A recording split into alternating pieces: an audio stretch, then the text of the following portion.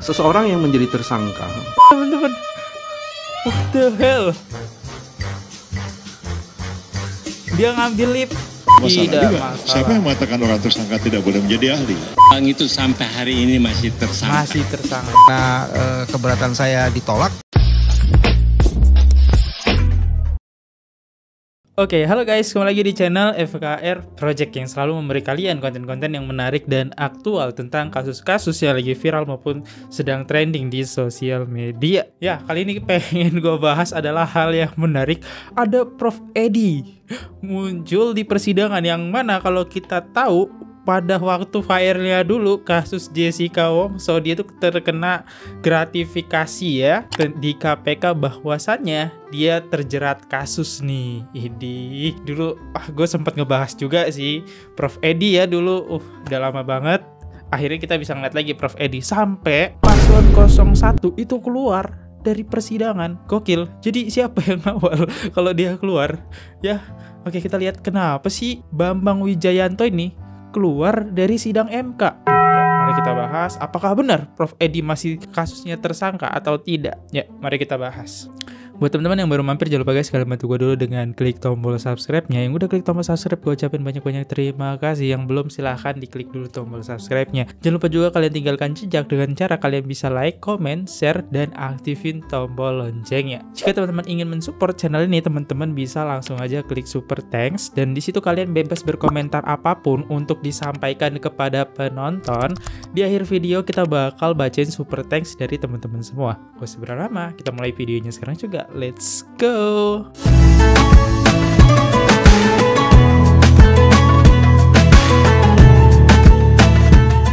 Bambang Wijayanto walk out karena saksi ahli 02, mantan tersangka kasus korupsi. Sementara Bambang sampai sekarang masih status tersangka. Nah, nanti ini gue bahas juga ya, kenapa dia masih kasus tersangka. Oke, kita dengerin dulu deh. Semua bermula dari ini. Awal mulanya ya. Terhadap sahabat saya juga ini. Sobat Edi. Oke, sahabat Edi. KPK terbitkan surat penyidikan baru terhadap Edi. Apa relevansinya? Relevansinya adalah seseorang yang menjadi tersangka, apalagi dalam kasus tindak pidana korupsi, dan untuk menghormati mahkamah ini, sebaiknya dibebaskan untuk tidak menjadi ahli. Ya, Bapak kan bekas mantan ketua KPK. Baru penyidikan baru atau sudah tersangka baru? Nah, ini mantan ketua KPK disebutnya ya? Di sini sekalipun tersangka pun apa juga harus hak-hak privat? Saya ingin mengajukan. Silakan Prof, waktunya untuk paparan bisa 15 menit. Nanti dilanjutkan tanya jawab 10 menit. Ya, majelis. Saya Semua bermula dari sini. Oke, kita lanjut aja ya video yang selanjutnya. Saya kira sebelum saudara Bambang Wijayanto meninggalkan tempat. Sudah nggak apa-apa Pak Edi, itu kan haknya beliau juga. Ya, saya kira saya berhak untuk tidak terjadi karakter assassination karena begitu dikatakan oleh saudara Bambang hari ini pemberitaan dengan seketika mempersoalkan keberadaan saya. Saya hanya ingin mengatakan secara cuma 30 detik bahwa pemberitaan yang disampaikan oleh saudara Bambang itu tidak disampaikan secara utuh. Pada saat itu Ali Fikri juru bicara mengatakan akan menerbitkan sprindik umum dengan melihat perkembangan kasus. Dan yang kedua, status saya sebagai tersangka sudah saya challenge di Pengadilan Negeri Jakarta Selatan, dan putusan tanggal 30 membatalkan status saya sebagai tersangka. Jadi saya berbeda dengan saudara Bambang Wijayanto yang ketika ditetapkan sebagai tersangka, dia tidak men-challenge tapi mengharapkan balas kasihannya Jaksa Agung untuk memberikan deponer. Terima kasih. Wow.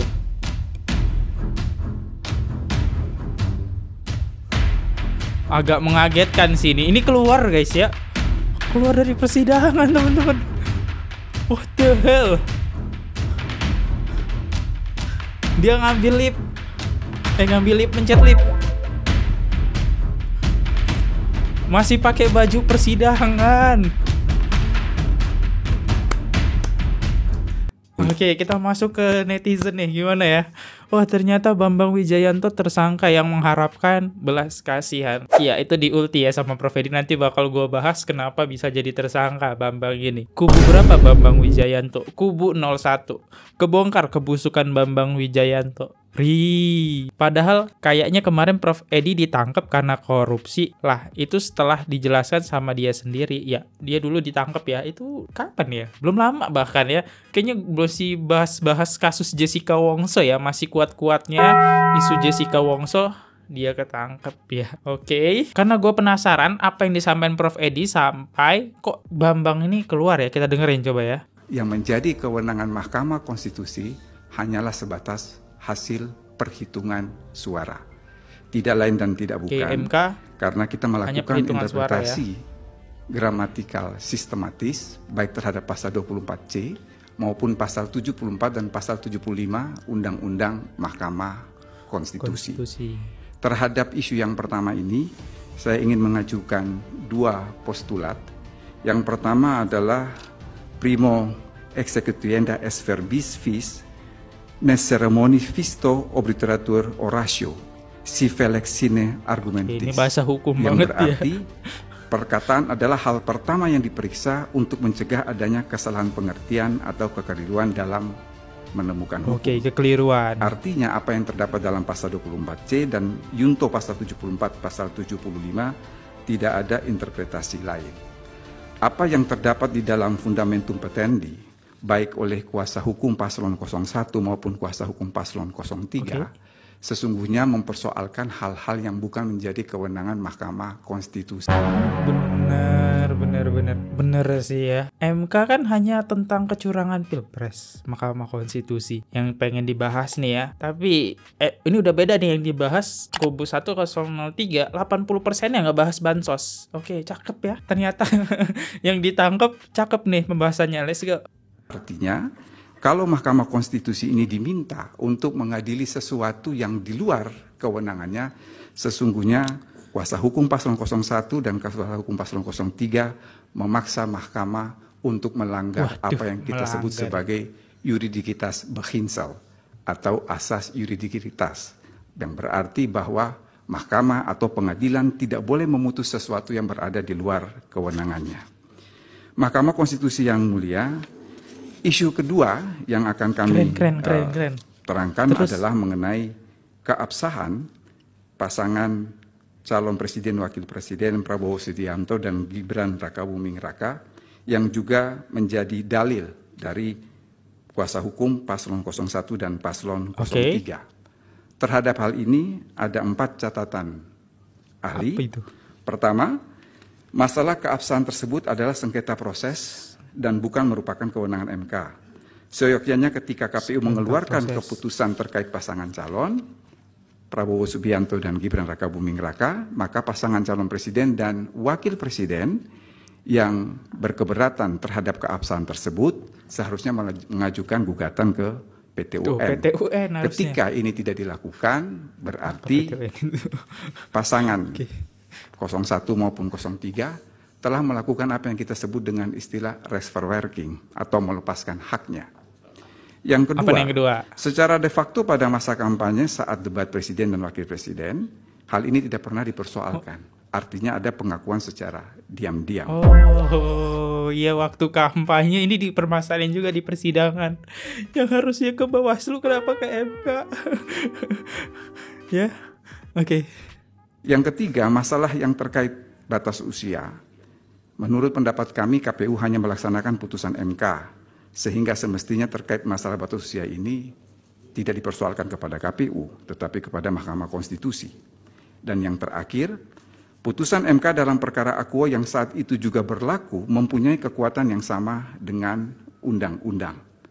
Di sini tentunya berlaku asas preferensi umum, yang itu kita dapat pada semester 1 di Fakultas Hukum dimanapun di dunia ini, yaitu lex superior derogat legi inferior, bahwa peraturan yang lebih rendah tidak boleh bertentangan dengan peraturan yang lebih tinggi.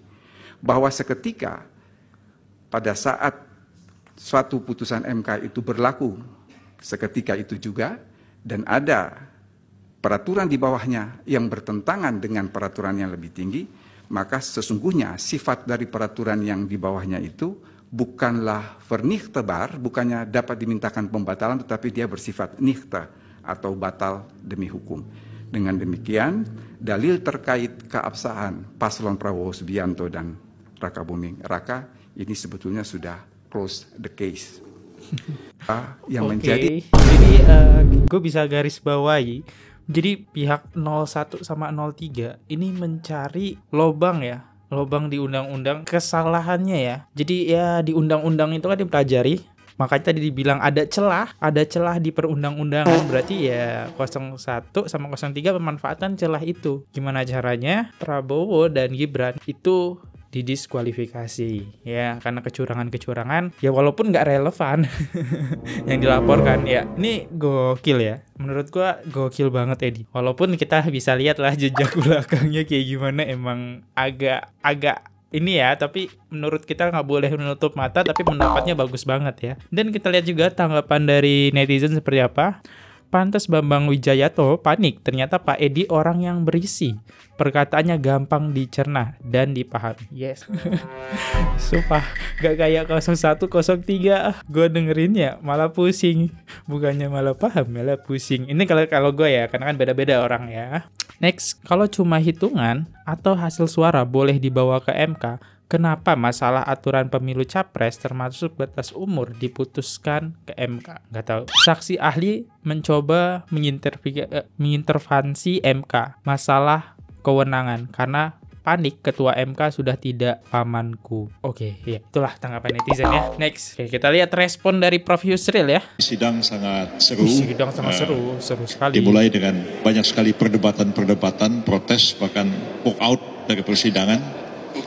Sesuatu yang luar biasa, dan itu menunjukkan bahwa mereka yang kami hadirkan di persidangan ini semuanya berkualitas dan mengundang perdebatan sangat panjang dan juga menarik minat para hakim untuk bertanya dan ikut berdiskusi dengan ahli yang kami hadirkan di persidangan ini.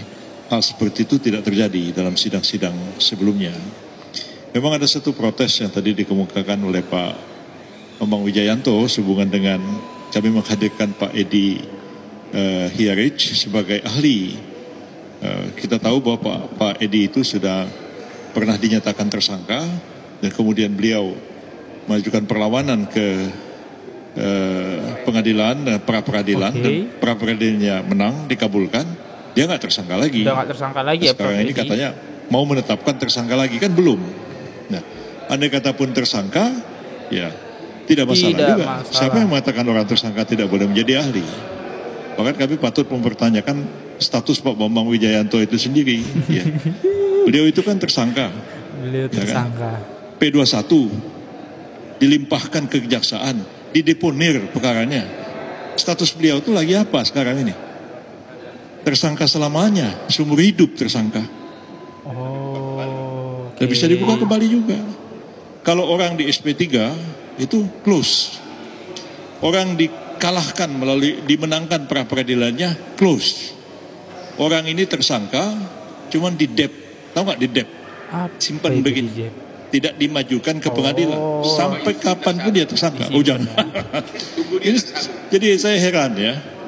Orang itu suka menyalah-nyalahkan orang tapi nggak melihat pada dirinya sendiri. Tapi kami sih toleran aja. Kami biarin aja selama ini. Saya nggak pernah protes Pak Bambang Wijayanto.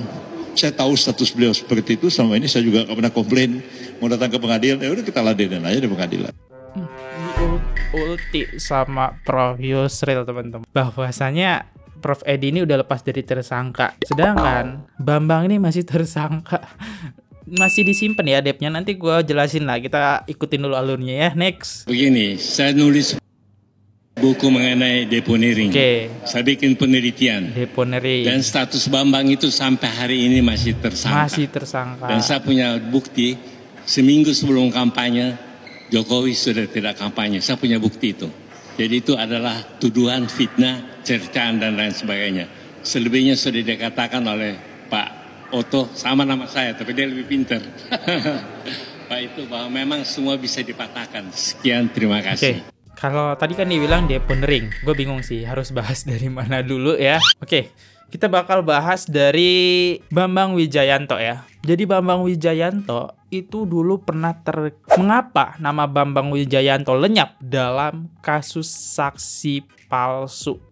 Nama dia tuh lenyap karena kasusnya dia dideponering. Inilah kasus dia ya di tahun 2015. Dan kalau kita ke penjelasan dari Prof Yusril, di sini tertulis Bambang diketahui ditetapkan sebagai tersangka dalam kasus pemberian keterangan palsu saat menjadi pengacara di persidangan. Barreskrim Polri menetapkan Bambang sebagai tersangka pada tahun 2015 silam. Saat itu Bambang sedang menjabat sebagai Wakil Ketua KPK.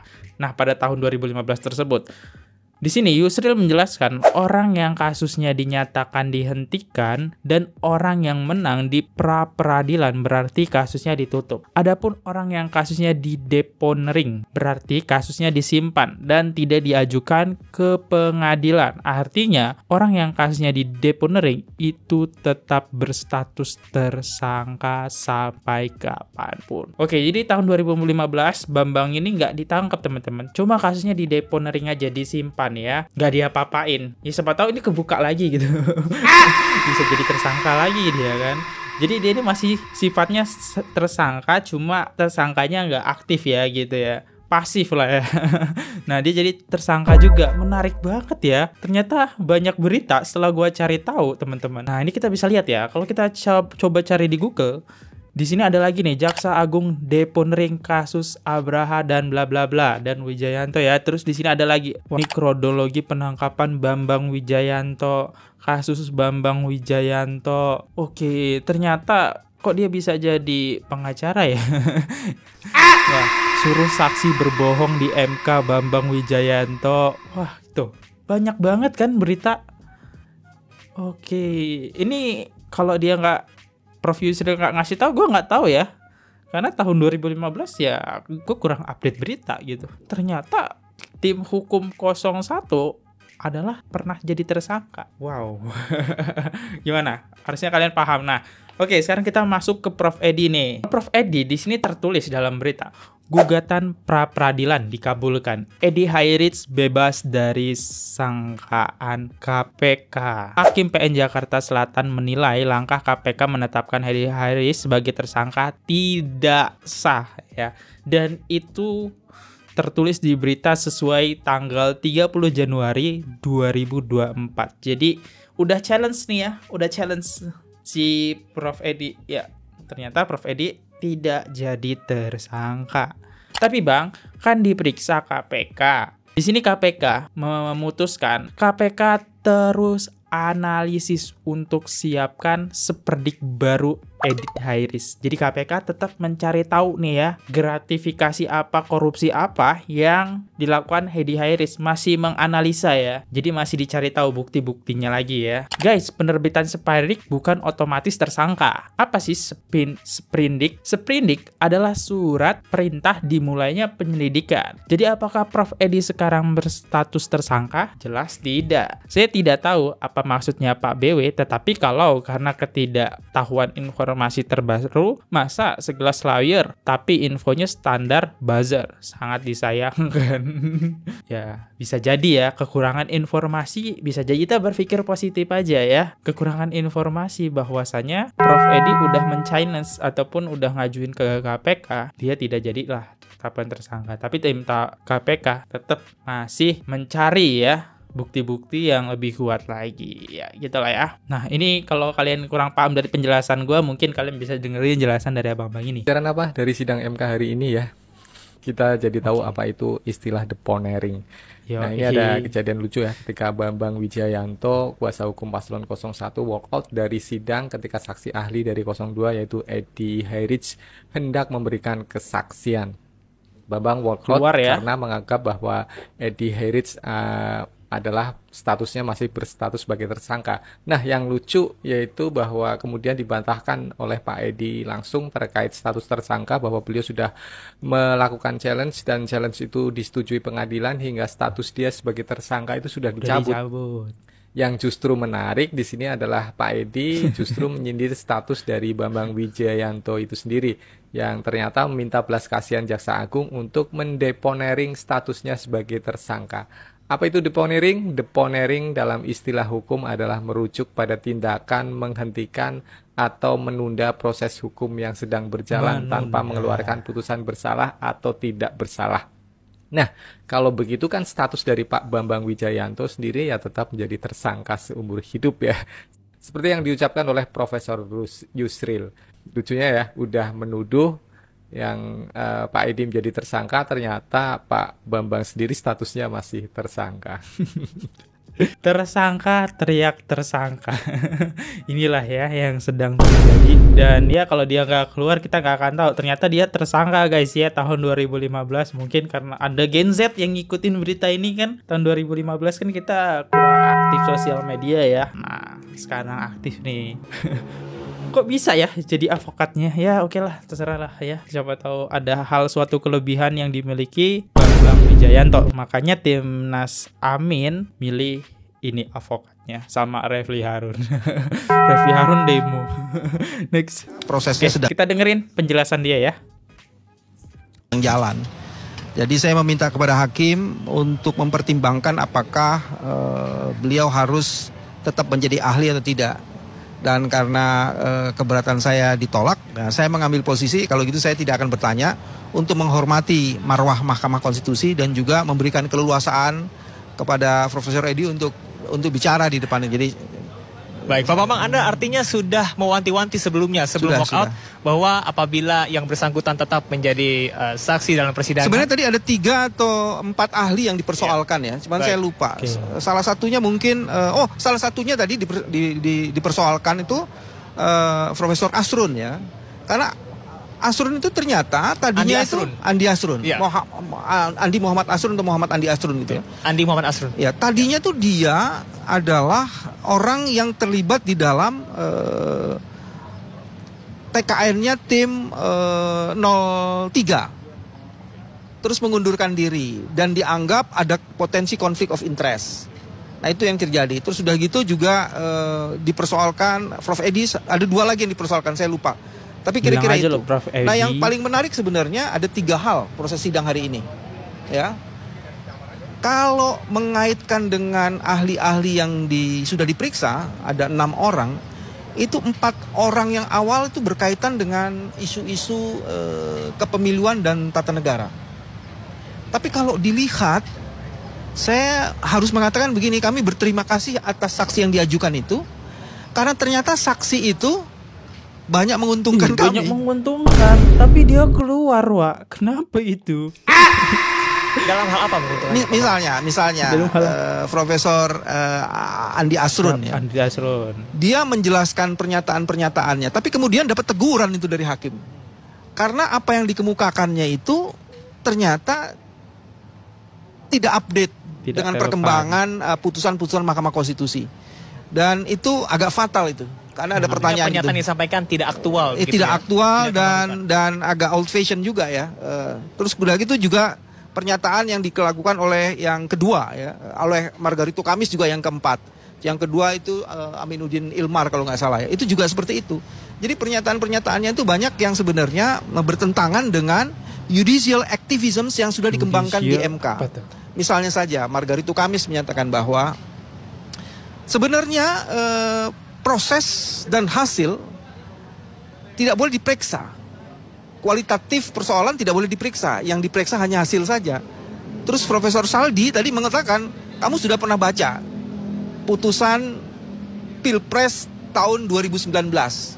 Yang pada saat itu kami, kebetulan saya jadi lawyer Pak Prabowo pada saat itu, yang mempersoalkan bahwa Pak Ma'ruf Amin itu ada konflik of interest karena dia juga masih menjadi penjabat dari suatu komisaris di beberapa bank.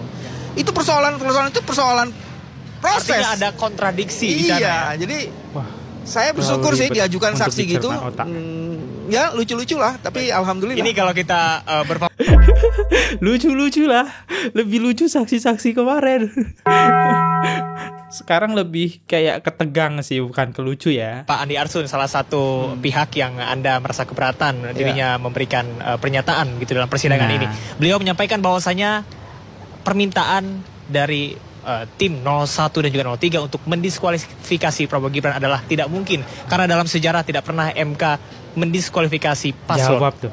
Itu juga salah. Salah. Itu juga salah. Itu salah.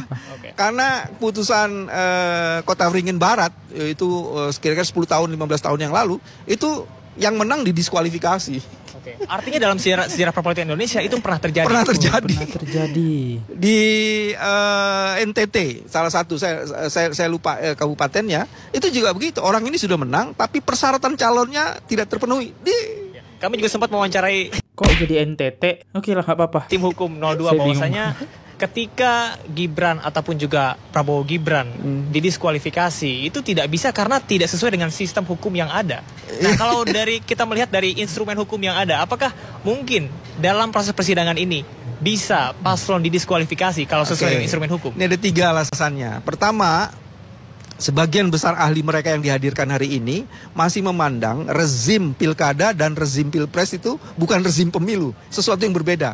Padahal Mahkamah Konstitusi sudah sampai pada tahapan rezim pilkada dan rezim pilpres itu bergabung jadi satu menjadi rezim pemilu. Satu, itu kesalahan fatal itu. Satu itu. Terus kedua, diskualifikasi ini dalam pengalaman sejarah MK pernah terjadi. Oke, ini catatan baru. Pernah terjadi artinya ya? Bukan catatan baru ini. Ini udah 4 kasus. Wartawannya aja sampai bingung ya. Memang catatan baru loh. Kalau kita lihat jejaknya, dulu Prabowo nuntut ke MK Jokowi 2004, 2000 berapa banyak lah ya. Gue agak lupa ya teman-teman. Tapi yang paling gue inget 2019, 2014 itu Prabowo nuntut Jokowi, hasil gugatan ke MK ditolak ya. Kok dia bilang hal yang udah lama? Ini baru loh. Baru. Menurut saya ahlinya nggak update aja. Kan nggak mungkin saya bilang ahlinya. Ini sesuai dengan pernyataan dari tim hukum. Diketawa. Iya. Terus yang ketiga, MK juga pernah memutus kasus-kasus yang bukan soal rekap suara saja, tapi rekapitulasi hasil yang berkaitan dengan proses. Jadi 3 alasan itu yang sebenarnya mendelegitimasi seluruh argumen dari ahli yang diajukan. Kasihan sih, tapi ya sudah. Kasihan sih, tapi ya sudah. Ya mungkin gue sih yang kurang update ya. Mungkin dia update-nya terlalu cepat. Dan mungkin kalau masalah Prof Edi dia juga kurang update. Kemungkinan kurang update. Makanya dia langsung keluar aja, nggak dicek dulu tuh HP ya. Prof Edi apakah udah selesai jadi tersangka? Ternyata udah, karena Prof Edi udah challenge ke peradilan. Jadi tersangkanya dicabut. Ya oke, gimana tanggapan netizen? Status Bambang juga masih ngambang. Ya, masih pasif jadi tersangka ya. Aku ngira tim 02, wow. Ternyata seharusnya dipersoalkan semua itu sebelum pemilu. Wah, rakyat kecil seperti saya ini lebih baik kerja saja. Cakep nih. Gue masih bingung sama yang demo ya. Tapi gak apa-apa, gue selalu respect lah yang buat demo panas-panasan bulan puasa. Keren sih kalian ya. Pak Bambang Wijayanto is the best. Mantap, keren, hebat, amazing. Oke, inilah ya. Ya, inilah yang viral ya tentang Bambang Wijayanto wall out atau keluar dari persidangan. Ternyata Bambang masih statusnya tersangka. Waduh, sedangkan yang dituduhkan Bambang Wijayanto, Prof Edi tersangka, malahan Prof Edi tidak tersangka. Menarik ya. Ya, inilah yang viral. Gimana tanggapan kalian tentang video ini? Apakah ini blunder atau tidak? Oke, kita bakal bacain super thanks dari kawan kita. Oke, let's go. Oke, pertama kita dapat dari super thanks dari Master Hamsyah 2085. Sebagai mantan anggota PPLN tahun 2014, saya sarankan Rafli dan Bambang untuk ikut jadi anggota KPPS agar mereka tahu betapa sulitnya berbuat sembarangan untuk tanpa diketahui KPU. Saat kolega saya salah tulis di C plano sehingga terjadi tidak sinkron satu suara, dalam kurung ketelinggusut saja kami langsung kena tegur dan laporan kami ditolak. Saya dan sekretariatan ngubek-ngubek data sampai 3 hari untuk menemukan satu suara. Ketelinggusut itu yang alhamdulillah akhirnya ketemu. Barulah diterima oleh KPU. Jadi kesalahan itu memang manusiawi, bukan terstruktur, masif dan sadis. Itulah perlunya check and balance, saling memperbaiki satu sama lain. Kecuali memang gengnya Rafli dan Bambang yang merasa mereka bukan manusia tapi mesin. Ya, kayaknya emang harus kita kasih jabatan KPPS buat Rafli Harun dan Bambang. Ini saya setuju banget. Biar dia merasakan data berjuta juta itu nggak mungkin 100% itu berhasil ya. Dari ini Alika Putri Pemeswari 2907 dia setuju. Dari Bambang Rahayu 7745 mesin yang sudah tua jadi suaranya berisik. Haji Waksa betul ya, gokil. Ini bagus nih ya. Keren nih, thank you dari Mr. Hamsya ya. Thank you banget ya super thanks-nya. Makasih banyak ya guys ya. Adem Mustafa 7507. Sukses selalu FKR Project. Waduh. Thank you ucapannya ya. Makasih banyak. Next, kecurangan selalu dilimpahkan kepada paslon 02. Padahal dari dulu Pak Prabowo selalu unggul, terutama di Provinsi Nusa Tenggara Barat, NTB. Saksi-saksi dari 01 dan 03 itu kebanyakan omon-omon tanpa ada bukti. Dan saya selaku saksi KPPS di NTB, emang 02 unggulnya. Tapi 03 bilang suaranya Prabowo itu 0. Itu kayak gimana ceritanya ya teman-teman? Iya, gue setuju sih dari komen yang pertama tadi ya. Biarkanlah si Bambang sama Rafli Harun ini jadi anggota KPPS ya. Itu biar dia ngerasain sesekali ya gimana sulitnya ya begadang dari pagi sampai ketemu pagi lagi ya. Wah, thank you banget ya yang udah berkomentar. Dan makasih banget super thanks-nya tadi. Thank you yang sekalian saya mau menutup video ini. Saya minta maaf kalau misalnya ada salah kata ataupun kata-kata yang menyinggung teman-teman semua, mohon dimaafkan. Ataupun ada kata-kata yang kurang baik, mohon diambil baiknya saja. Karena saya juga hanya manusia biasa, tidak luput dari kata salah. Ya, saya di sini Fadli undur diri dulu. Dan bentar. Terima kasih buat 56 komentar di video sebelumnya. Sampai jumpa di video selanjutnya. See you, goodbye. Bye-bye. Oke guys, subscribe channel FKR Project. Jangan lupa kalian subscribe channelnya FKR Project. Subscribe channel FKR Project. Hai guys, jangan lupa untuk subscribe FKR Project.